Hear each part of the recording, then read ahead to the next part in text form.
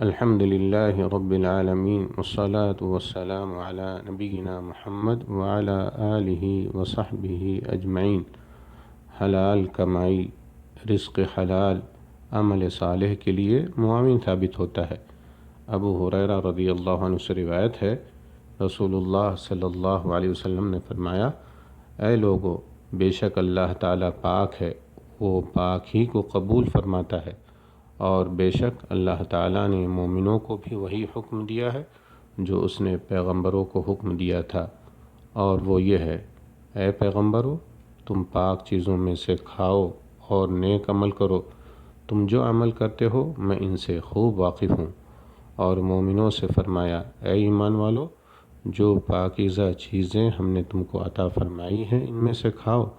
پھر آپ نے ایک ایسے شخص کا ذکر فرمایا جو طویل سفر کرتا ہے، اس کے بال پراگندہ اور غبار آلود ہیں، اور اس کا کھانا حرام کا، پینا حرام کا، لباس حرام کا، اور وہ حرام ہی کے ساتھ پروان چڑھا ہے۔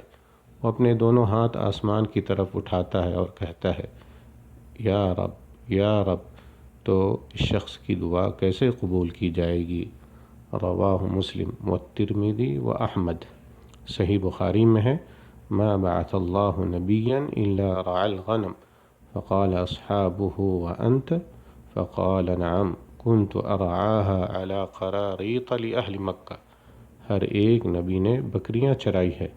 صحابہ کرام رضی اللہ عنہم نے عرض کیا، اے اللہ کے رسول صلی اللہ علیہ وسلم، آپ نے بھی؟ فرمایا، ہاں، میں اہل مکہ کی بکریاں چند قیراط کے عوض چرایا کرتا تھا۔